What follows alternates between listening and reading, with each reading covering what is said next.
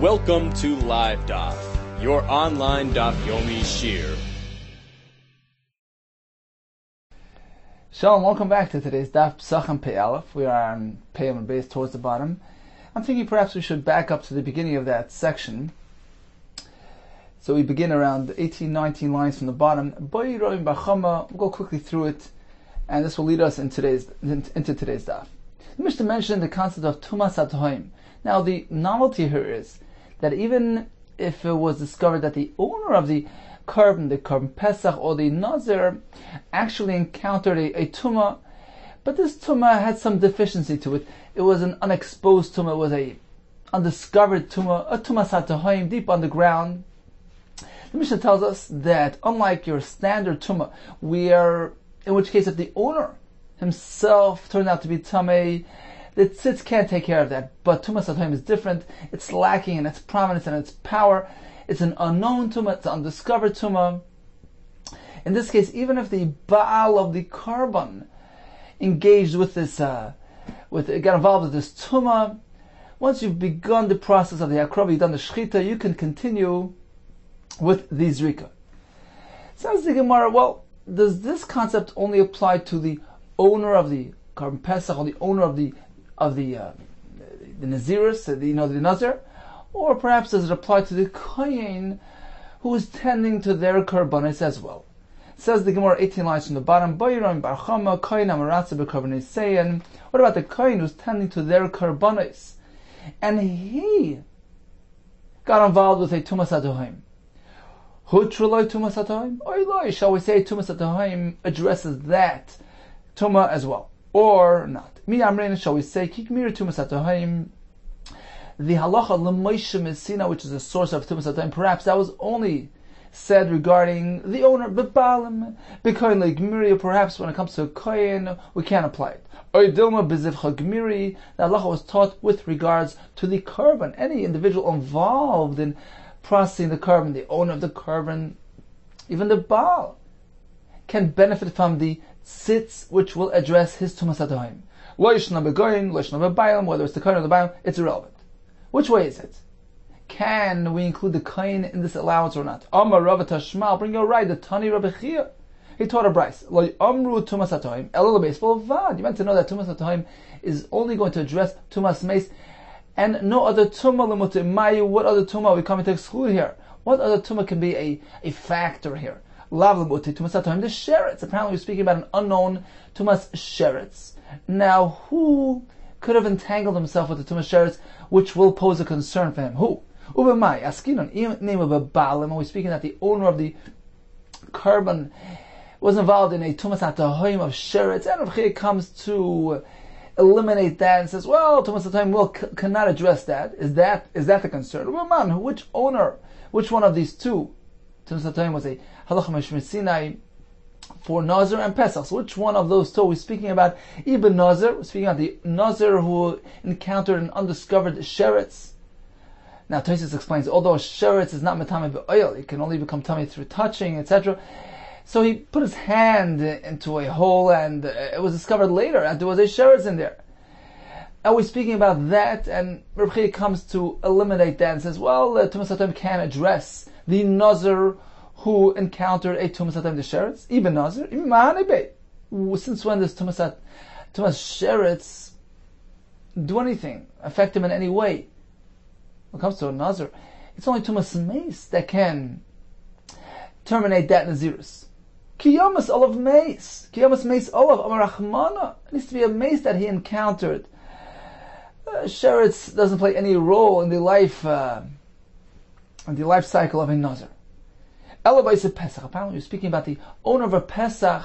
And Rav Chia comes to tell us that if he engaged a Tumas HaTohaim of sheretz, well, then he's in trouble because the Tumas HaTohaim cannot address sheretz. Well, that works according to the sheet that says, well, when an owner of a Pesach who is a Tamei sheretz, he cannot send his korban into the Beis HaMikdash for Hakrava. You can't be makriv on his behalf. That's generally the halacha. Perhaps If it was a Tumas HaTohoim of Sheretz, if it was an undiscovered Sheretz that he got involved, perhaps that would be different. And Rabbi comes to tell us, no, Tumas HaTohoim is not an allowance for Sheretz. So according to this man, we understand why he needed to come tell us that Tumas HaTohoim cannot address this concern, which is, this is a real concern. But according to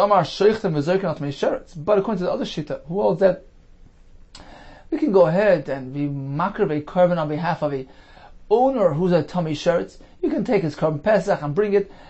Tonight he'll be right to have that korban Pesach. Although he has to wait for a nightfall, etc. But right now, he's only a tummy sheretz. You can bring the korban on his behalf. And we're speaking about even a known tummy sheretz. He knows he touched a lizard. So according to that shita, what's the point of our discussion? Hashta tummy yadua huchulai. Now, even if a known tumas sheretz is mutter, you can send this korban without any concern. Tumas HaTohoim like kolshke, and of course, a unknown, undiscovered tumas sheretz wouldn't pose a concern. Why would Rabbi even have to discuss tumas HaTohoim of sheretz? Well, the halachah mishmar Sinai specific to mace. If the owner happened to touch a sheretz, even though it was undiscovered tumas HaTohoim, we can't alleviate that concern. Well, sheretz is never a concern, even if it's an outright tumas sheretz. Apparently, this statement of Rabbi Yehuda that Tumas HaTohoim only addresses mace and not sheretz cannot be relevant to an owner. Oh, now we have a raya.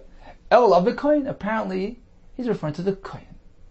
Suppose the kohen encountered a Tumas HaTohoim the sheretz, which was only discovered later after he began the shechita. We say Tumas HaTohoim addresses that, and there's no need for concern. And therefore, Rabbi Yehuda tells us, you meant to know this only applies to mace and not to sheretz. And the point here is that a kohen who became tamei to a sheretz cannot do the avodah. I would think perhaps that's only when it's a exposed sheretz, a known sheretz, but an unknown sheretz, an undiscovered sheretz, the sheretz, that will not prevent the kohen from doing avodah. Comes Rabbi Yehuda says, no, Tumas HaTohoim is only a heter by mace and not by sheretz. In any case, we see that the concept applies to the kohen as well. And this seems to be a good conclusion, a raya to our shaila, whether Tumas HaTohoim can be applied to the kohen. We hear from this that hutu Tumas HaTohoim, that even for the kohen, Tumas HaTohoim can be applied. Omar Yosef, lie, perhaps not. Tumas HaTohoim is unique to the owner, not to the kohen. Lo'ilam bebalam, or Pesach, we're speaking about the owner of the Pesach. What is Rabbi coming to exclude when he said Tumas HaTohoim is strictly, exclusively by mace and not by other tumas? Ulam uti Tumas HaTohoim de ziva. Should the owner have experienced an undiscovered, unknown tumas ziva,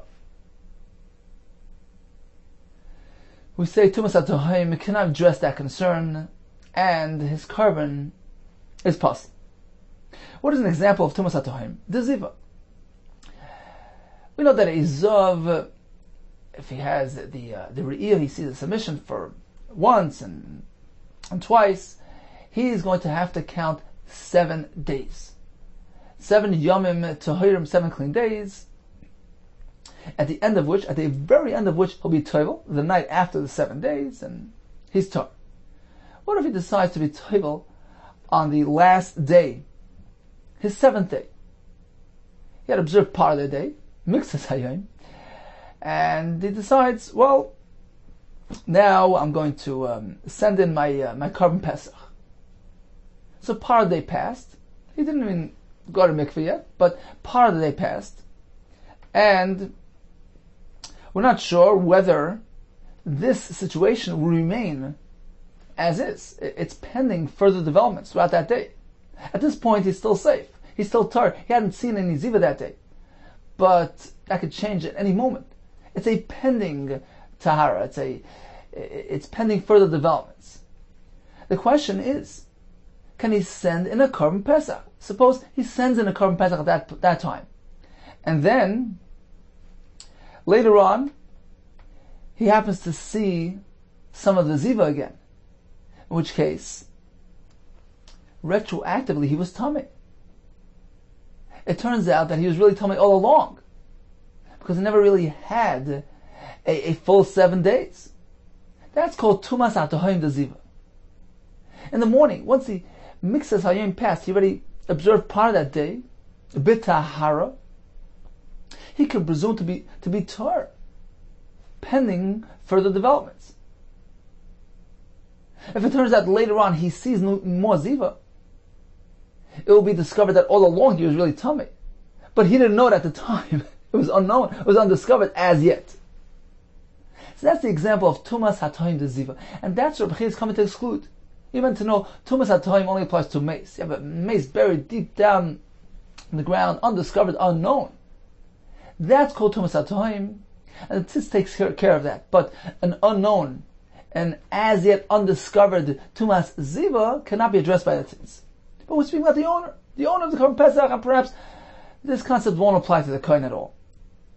Again, Amar Rav Yosef, lo'ilam bebalim, u'pesach, u'lemuter tumas hatoim de ziva, and as yet undiscovered, unknown tumas ziva cannot be addressed by the tzitz.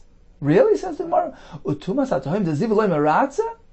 If one should send in his Korban Pesach at the early point of that seventh day when he's still clean, and then it should turn out that retroactively he was really tummy because he's experienced some ziva later on throughout the day, which makes him tummy retroactively.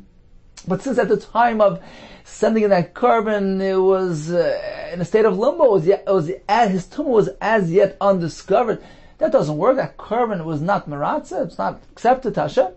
V'atanya, Rabbi Yehuda, he says that it does work. Shemeres yom kineged yom. So this is the example of the Isha who's a Zava. She sees dam one day. The halacha is she has to, we're speaking about outside the normal cycle. So the Yimei Ziva, if she sees dam one day, the halacha is she has to observe the next day b'tahara. Shemeres yom kineged yom. She has to keep the next day to corresponding to the first day.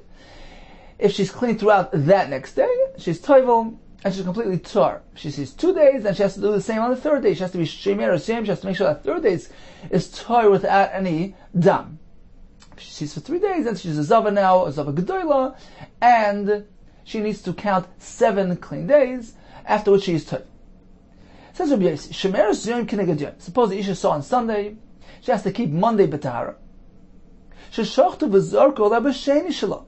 Come Monday, daybreak arrives, she's still tar. Right away she sends in the Korban Pesach. Actually, it was after Chatzos. So they did a shechita on her behalf. At this point, she was still in limbo. She was tar, pending any further developments. She remains b'tahara. She sees no more dam today, then she'll remain b'tahara. But if she happens to see dam throughout the day, then we have a concern, because it turns out the day wasn't really tar. What happened was she was shomer at the beginning of Monday b'tahara, and she sent to the Korban Pesach. V'achach rasa. It turns out, she saw more dam that very day. Eino yecheles. She certainly can't eat the Korban Pesach that night, because now she's seen dam 2 days in a row. She has to keep the third day, Tuesday b'tahara. Until then, she can't eat the Korban Pesach. So on the one hand, she's excluded from the Yachila, but what about the kashrus of the Korban? Uptura Malasas Pesach Sheni, she's exempt from Pesach Sheni. The Korban that she sent in on that second day, prior to her Re'iyah of Dam, is Meratza, it's accepted, it's applied to her. Even though, the Gemara at this point figures, it's a suffix, it's Tumas HaTohaim. When she's going to see later on that very day, on Monday, it will turn out that she was really tummy all along. There was never a Yom Tahara at all. But since at the point of the Shechita and the Zrika, we didn't know this, it was undiscovered, unknown, the tzitz will take care of it, and the korban is kosher. It says, on my time, why does it work? Lav misham, shall we not say the reason is because the meratza tzitz, the tzitz takes care of it. So apparently tzitz is meratza, even on an unknown tumas ziva. And this is the kasha of Yosef, who says that it doesn't work by ziva. Amri, the Bnei Yeshiva, responded, lie, that's not the reason. You know why? According to Rabbi Yossi, the Pesach is kosher. You're working with a premise here, an assumption that when the Isha observed the first part of that day b'tahara, and then she ends up seeing more dam, it is applied retroactively. That's the notion that you're working with. And therefore you're saying, well, she was really tummy, but it was unknown. Apparently tumas hatoim the ziva works. That's not the correct understanding. According to Rabbi Yossi, she was really tar and remains tar forever. Even if she should see more dam that day, It's a new slate. It's a new tumah. Rabbi Yossi holds that once you are Mekayim Miktsas Hayom, you're Shomer, you observe part of the day, first part of the day, B'Tahara, we apply the concept called Miktsas Hayom Kekulei. A part of the day is already enough of that day. You've had that day B'Tahara. You've acquired the day of Tahara. She's completely Tahara. That status is unchanged. Even if she sees more dam that day, so she saw more dam. We begin a new slate, a new system, a new tumah. It's not applied retroactively. Amrei loy mishum dekasav Rabbi Yossi mekan ala bohi matama, although she's tamei, but it's going forward. When she sees dam later on that day, it's a forward-looking tumah. It's going forward. It's not going to be applied backwards retroactively. Says the Gemara Vatanya, is that so? That according to Rabbi Yossi, it's mekan al haba and not retroactive? Rabbi Yossi Omer, Zov bal shtei riyos. This fellow, this man, saw a ziva mission twice. Now he has to keep 7 days, count 7 clean days. He's really meant to count 7 full days, at the end of which he's toivel and he's tor. This fellow went ahead and he sent his carbon pesach. Sheshachtu v'zorko of b'shvi shaloi.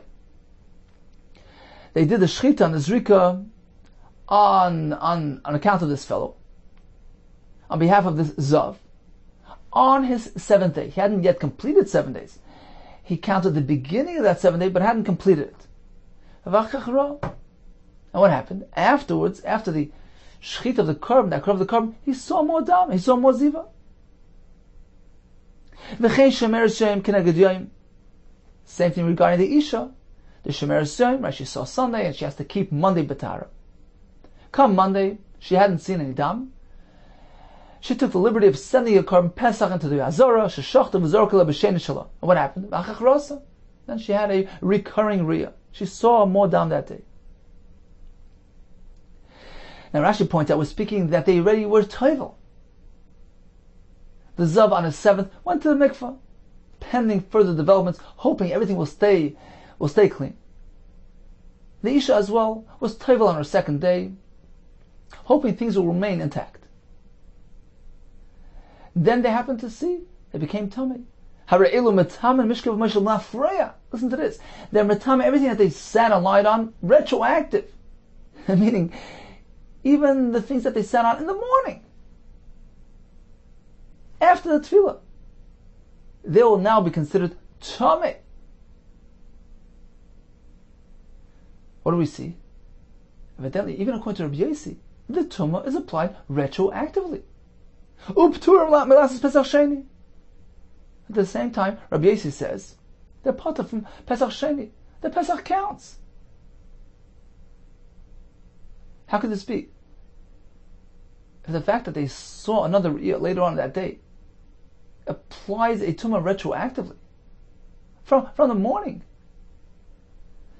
And that's why we say they're potter from Pesach. That's why we say that whatever they sat and lied on is considered tummy, even if it was after they were toivel, but their tefillah is worthless because it turns out that the day was a day of tumah.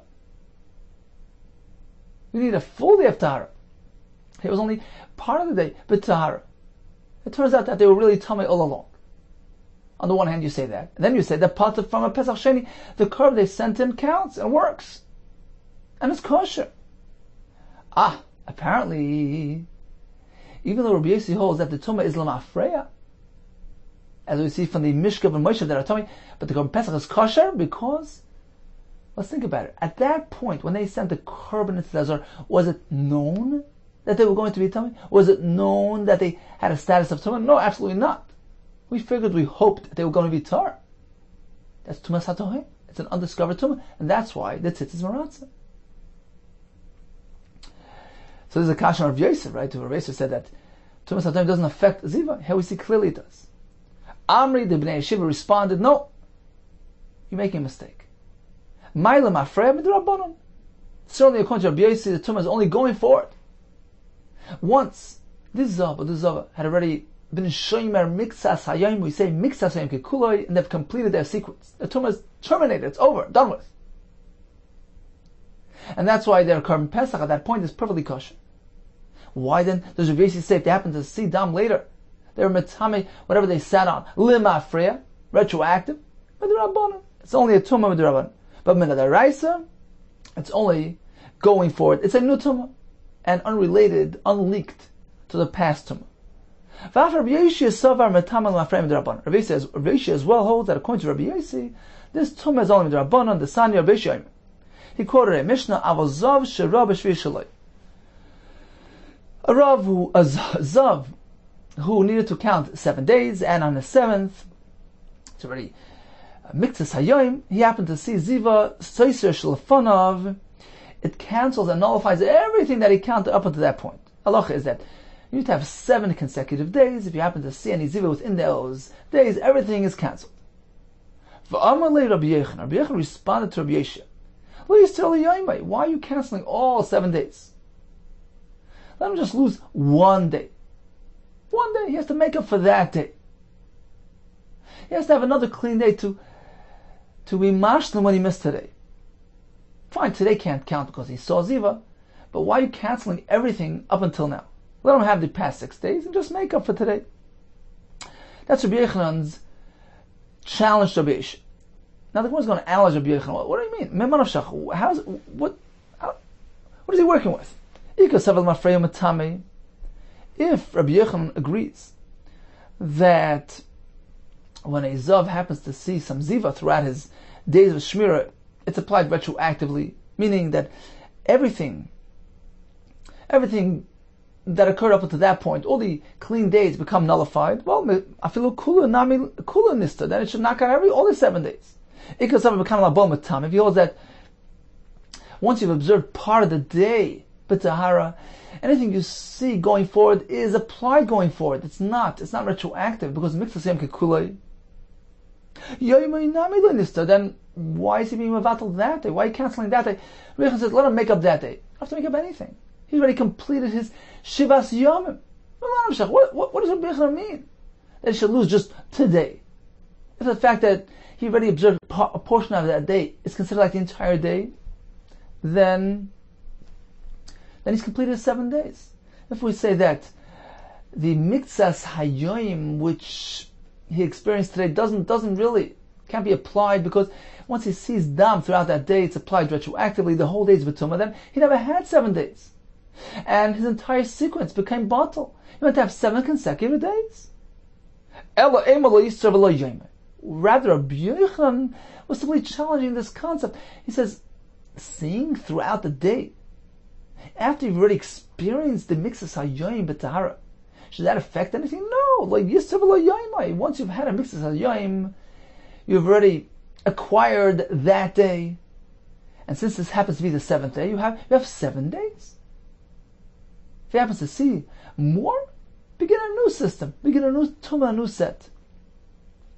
V'amalei, and Rabbi Yeshua responded, you're right. There's a shita that holds like you. Rabbi Yossi kai kabasach. Rabbi Yossi concurs with your shita that miktzas hayim kekulai is applied in this case. This is an exchange between Rabbi Yeshua and Rabbi Yechon. Says the Gemara, what do you mean? Rabbi Yossi aimer metaman mishkav mishla freya. How could Rabbi Yeshua say that Rabbi Yossi holds miktzas hayim kekulai? Rabbi Yossi himself told us in a brisa earlier. The Zav on his 7th day, even after he was already Mekayim Mitzvah Seyim Kekulei. But when he sees Ziva, he's going to tell me everything that he sat on throughout that day. Limafre. Apparently, we don't say Mitzvah Seyim Kekulei is applied here and his Ziva is completed and any tumah he sees begins a new system. Apparently, Rabbi Yeshua also interpreted Rabbi Yossi's opinion the way we did. Min HaTorah, mixes him is applied as soon as part of that day passed B'Taram. That day is applied to him. If it happens to be the 7th day of his counting, his 7 days are over. And therefore, if he sends a Korban Pesach at that point, it's perfectly kosher. There's no potential tumah that can arrive at this point. It's over and done with. If he happens to see some ziva later on throughout the day, Midrabanan, it's metamei retroactively, I'm afraid what he said on that day. Continues the Gemara. Ulu Rabbi Yossi, Hashta. Now let's analyze Rabbi Yossi. Rabbi Yossi's Shita. The Amar Mekanal Abal Matami. That indeed the Tumah is applied going forward and not retroactively.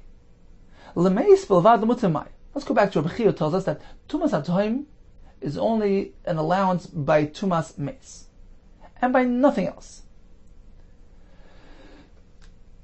What was he coming to exclude? So according to Shittas Rabbanon, that if a Zav was Shema Mixas Hayom B'Tara, or then he sees Ziva, we say that Tumah is applied retroactively and it reconnects to the former Tumah. In which case, if he happened to send a carbon in the morning, that carbon was really pending further developments. His status of Tumah Tahara was really in limbo, up in the air, awaiting further developments. And if it turns out that he was Tameh throughout the day, that Tumah is applied retroactively, and he was really Tameh all along. The thing was, it wasn't really known yet. Was as yet unknown. It was a Tumas HaTohim Ziva. According to Rabbanan, we'll come to exclude this case. Tumas HaTohim only applies to mace and not to this type of Tumas HaTohim of Ziva. But according to Rabbi Yossi, this concept is not relevant.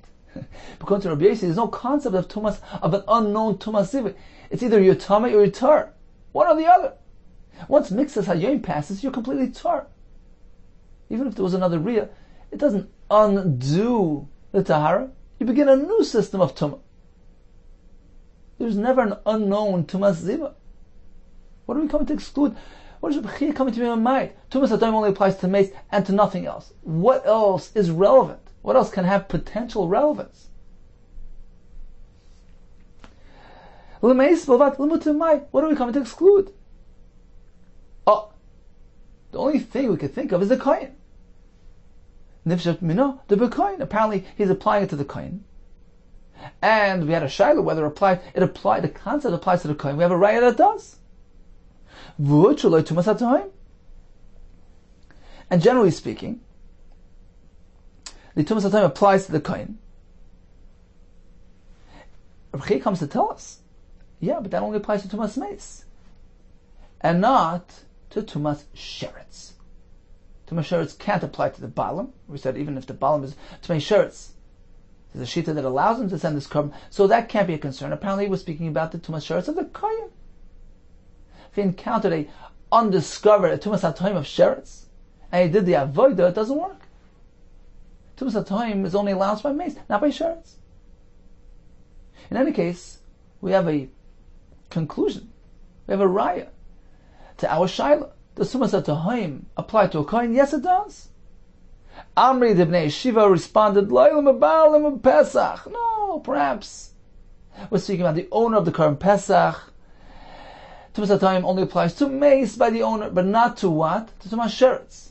The Kosover and Rabbi Yossi, we're looking for the miyut according to Rabbi Yossi, he will hold ein sheichtem l'zerek al Tumas Sheretz. You cannot process a carbon on behalf of an owner who's a Tumas Sheretz. So since an owner of Tumas Sheretz poses a concern, perhaps I'll think if it's an undiscovered Sheretz, it does not pose a concern because Tumas HaTohim the Sheretz is okay. Says Rabbi Yehuda, no, it's not okay. So in conclusion, Rabbi Yehuda tells us Tumas HaTohim is unique to mace. What are we coming to exclude?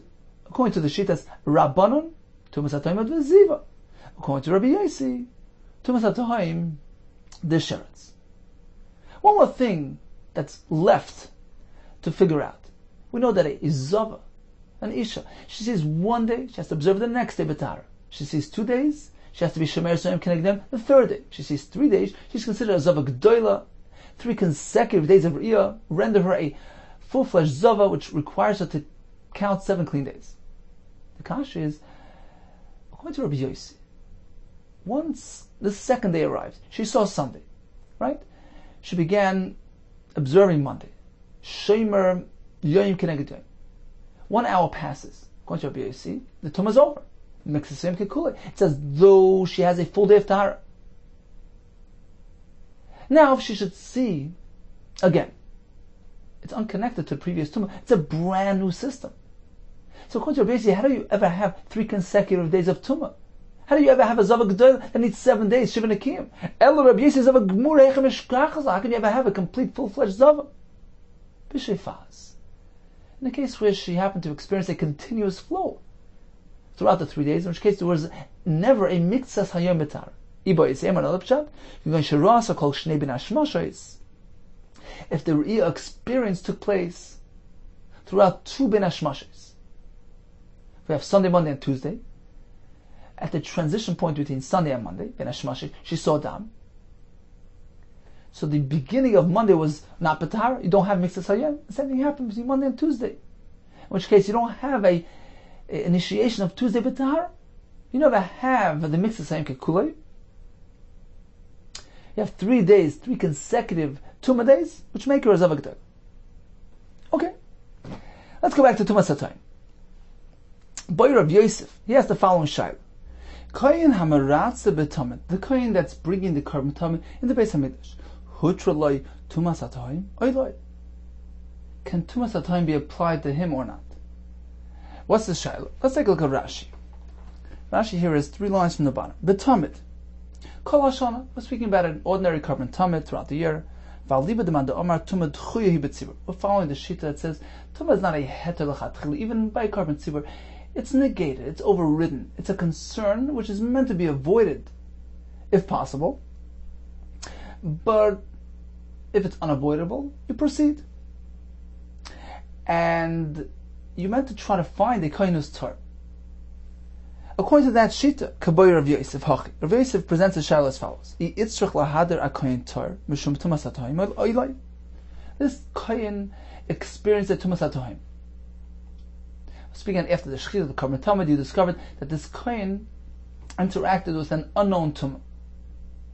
Can he proceed with the zrika or not?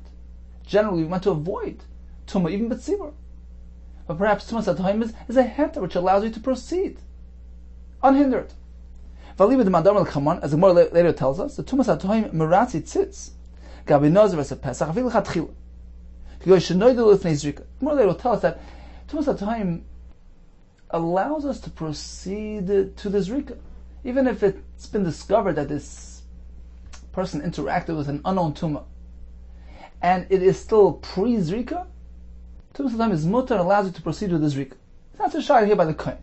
You have a Kohen in the Beis Hamikdash bringing the korban tamid. He experienced a Tumas HaTohim. Generally, we try to avoid Tumah. Perhaps Tumas HaTohim is different and allows us to proceed even lechatchila. Back to the Gemara. Imtim tzaloyma koyin hamaratza b'korban asein. Now, this shayla is based on the notion that Tumas HaTohim can be applied even to the koyin. We had a whole shayla in the Gemara earlier. The Gemara is assuming it works. Based on that, we can build the next kasha. Intim tzaloyma koyin hamaratza b'korban asein. Shal nazar v'asa pesach. Hutroloi tumas hatohim. If we shall assume, let's assume that tumas hatohim can be matter even the koyin that's maratza in the korbanos of the nazar and the pesach. If we assume that's the case, it's not strictly and exclusively halacha for the balim; it's also for the koyin. Assuming that's the case, what about the tamid? Koyin amaratza b'tamid mai. Does this apply to the koyin taking care of the tamid? And shall we say kik mira tumas hatohim Pesach b'tamid like miri? This halacha of tumas hatohim was strictly to Pesach b'tamid like miri, but not by korban tamid. It's halacha l'meshem Sinai. It has very specific guidelines and applications. Perhaps we can learn one from the other, just as Pesach has the din of tumas hatohim, tamid as well. We can learn it out with a kavachomer umah b'makim shaloi hutaloi tuma yadua. Since we find that a korban Pesach, a private korban Pesach, where tuma yadua, a known tuma, is not mutter. Suppose this fellow walks into the Beis Hamikdash and can't find himself a kohen who's tar. It was a year that everybody was makriv b'tahara. It so happens this fellow arrived at a point in time where there was nobody available to bring him b'tahara. You can't proceed. There's no heter. So even though he has that disadvantage, but a tumas hatohim allows to proceed even lechatchila. He knows full well that this kohen got involved with Tumas HaTohaim. There's no concern here. He can do this Rika.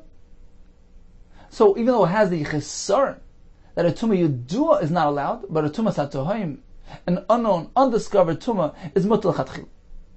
That's by a private carbon. Mokim Shut Shaloi Tumah Yudua. By a carbon tzibur like a Tumah. With Tumah Yudua, even a known Tumah is allowed. For instance, if there's no other coin available, you only have a coin who's Tumah, he can proceed and bring the Tumah Tchei B'tzibur. Even though he touched a known Tumah, he knows what he touched. Certainly, Tumas HaTohaim should be applied as an absolute heter, even if there are other Kohanim there. We should be able to proceed freely with this carbon tamid, tended to by this kohen who experienced Tumas HaTohaim. So according to Rabbah, we use a kavachaymer from Pesach to Tamid. Amri, the Bnei Yeshiva, responded, how can you do that? Let's keep in mind, Tumas HaTohaim is a halacha Moshe Sinai. You can't build a kavachaymer on that. Now Tanya, as we see in the following Mishnah, Amar Loi, this is regarding a Tumas Nazir. Amar Loi Rabbi Lezer. Rabbi Akiva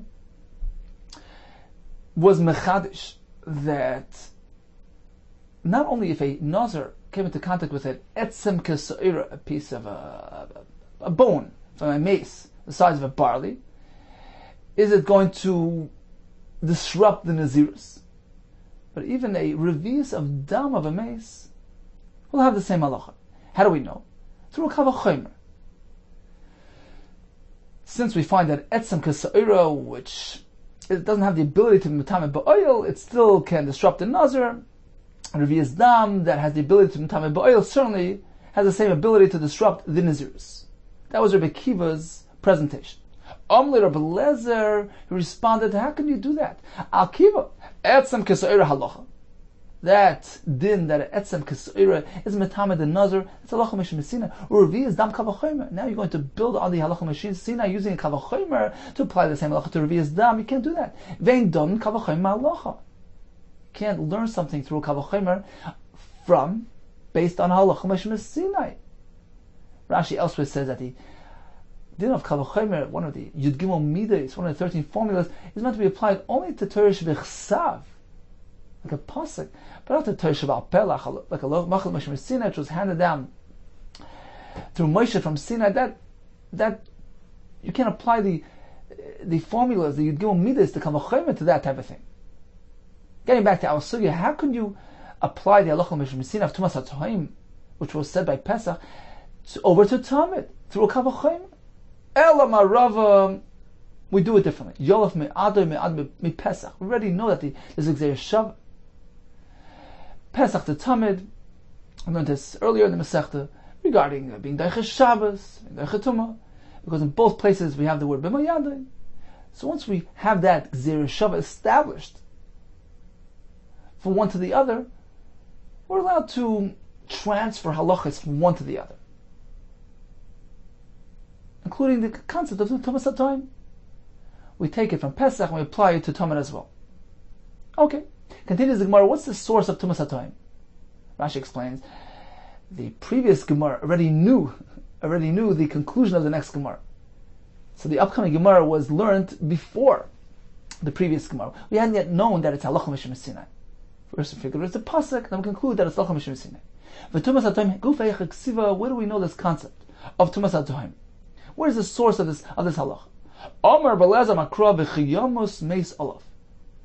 The nazir will encounter a mace. Why olav b'mechaveres olav? But it's teaching that it has to be something clear, exposed, and known to him. But if it's something unknown, undiscovered, buried deep on the ground, we don't have to reckon with it. Ashkecha nazir, fine. That applies to a nazir. Oysa Pesach Manolan. What about a balim of a current Pesach who experiences a Tumas HaTohaim? Rabbi Yehuda Kessler. The pasuk where Pesach says, "Ish ki yehetami lenefesh, or bederech rechayka lachem." According to Rabbi Yehuda, the word lachem is meant to be applied to both, to the tami lenefesh and to the bederech.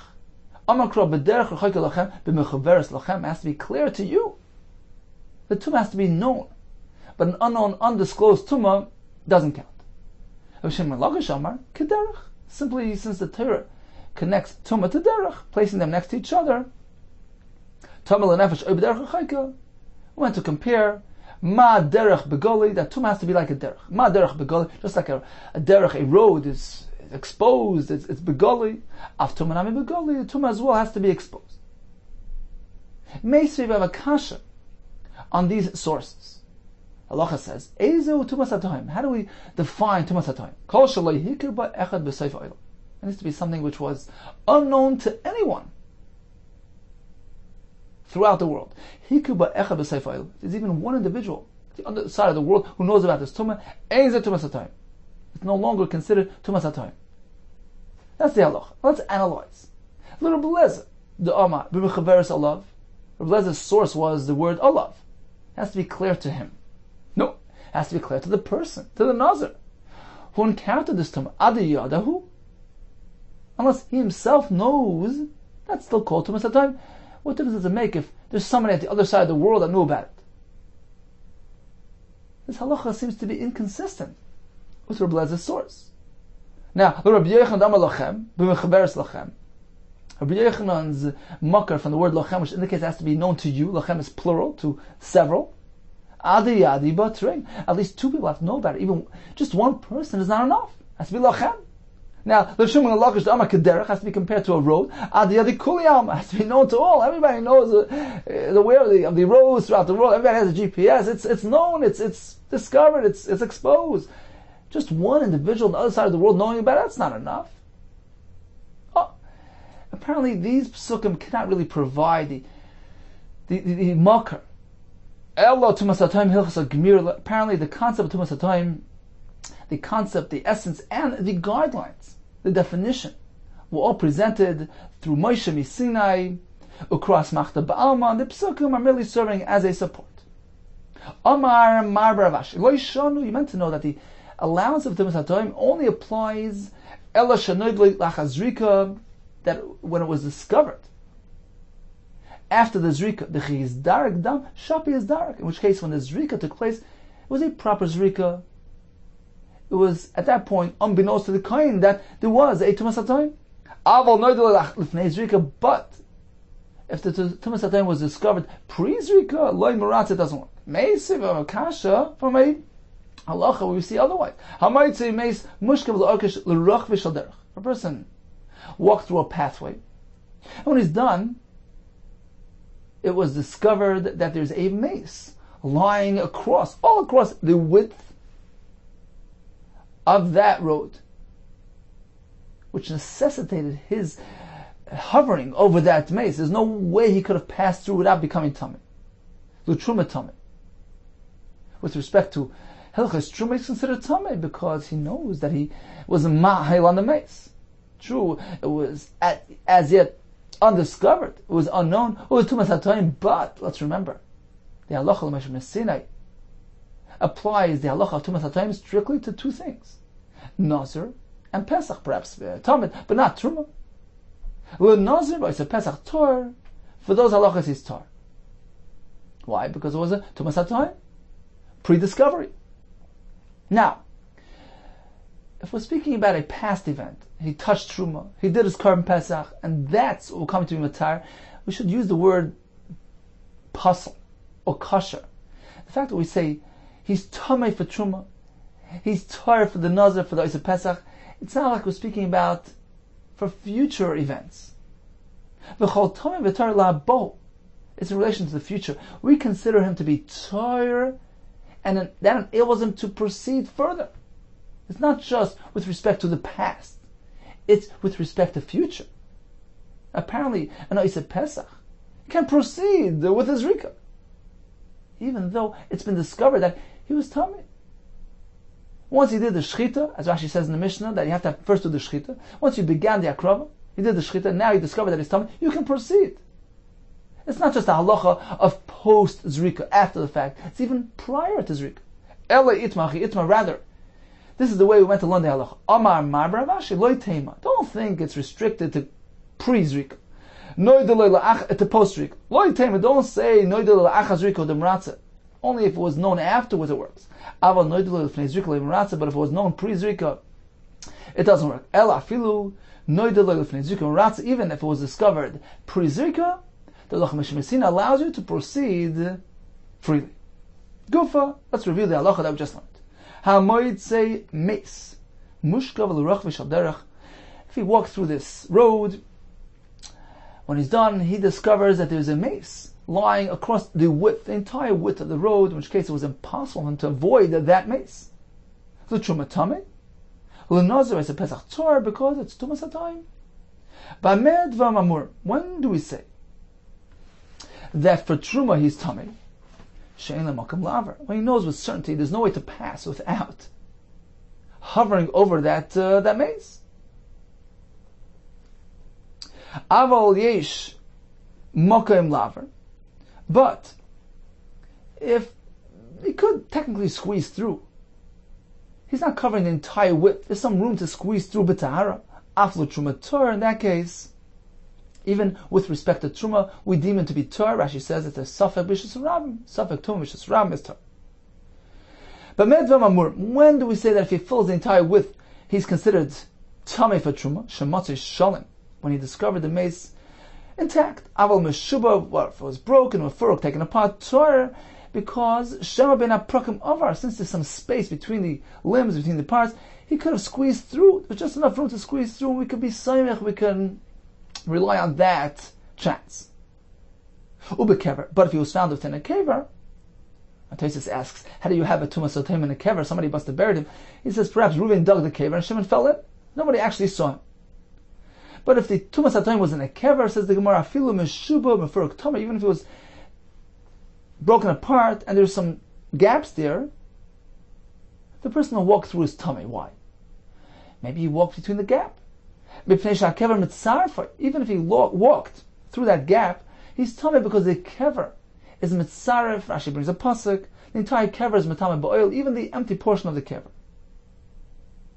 And since the kever is covering the entire width, he's presumed to be tar. But medva mamur. When do we say that if he was a meshuba or mefurak, when there's some gaps, he's presumed to be tar malch ragel, when he's actually walking? In which case he could have squeezed through because he's walking upright. There's just enough room to squeeze through. We hope for the best. Aval ton, but if he was laden, carrying a load, in which case he's wobbling back and forth and leaning to the side, or he was riding an animal, which requires him to sway back and forth. Tamei l'vishamalach b'raglov. Because a person walking could have avoided touching or hovering over the sides. But if he was laden or riding, it's impossible that he doesn't lean to the side, doesn't touch, doesn't hover, and is considered to be tummy for trum. When do we say that with respect to Nazir or Pesach, he's tar? That's only when it was undisclosed, undiscovered tumah. Aval b'tumah yudua, if it was a known tumah, people knew, look, there's a mace on that road. Tumah that even for Nazir and Pesach is considered to be tumah. How do we define tumah yudua? Continues the Brisa. Ve'ezehi tumas hatohaim. What is considered a tumas hatohaim? This is the lashon we had earlier. Kol shalei hikar ba'echad b'seif ha'olam. Provided that there's nobody in the world that knows about this tumah. But if there's even one individual at the other side of the world who knows about this tumah, tumas hatohaim, it's no longer defined as tumas hatohaim. So the tumah has to be unknown to people.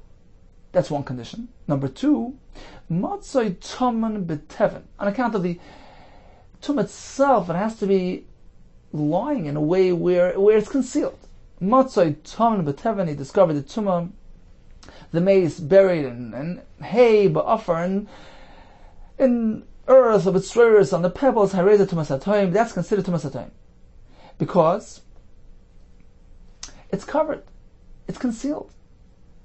The way it is now, nobody could notice. Nobody notices that tumah, and let's assume we have right to assume it's been this way all along, and nobody has discovered it. But b'mayim, if you discovered the mace in water, ba'afela in the dark area, in the crevices of the boulders, in which case all you need to do is take a peek and you see it. That's not considered tumas hatohaim. It's not mechus, it's not concealed. is considered to be a discovered known tumah. And this is the conclusion. Tumas HaToim is only an allowance with respect to Tumas Meis, but does not apply to other tumas such as Sheretz, Ziva, etc. Okay, let's make a brief chazara of today's daf. We discussed the concept of Tumas HaToim. It only applies to Tumas Meis, and not Tumas Sheretz and Tumas Ziva. It only applies to a Nazir and a Pesach, and not to other Karbanis Yachid. It only applies to the Balaam. What about a Kohen? We have a Shiloh. The Gemara says, if indeed it should apply to a Kohen as well, it will apply to the Kohen who's involved in the Akrovas HaTamid as well, due to the fact that we have Exer Shava from Tamid to Pesach. What defines a Tumas HaToim? We have two stipulations. There's no one in the world that knows, that is aware of this tumah. And number two, regarding its position as well. It's covered, it's concealed, and unnoticeable. Be well, and Hatzlacha Rabbah.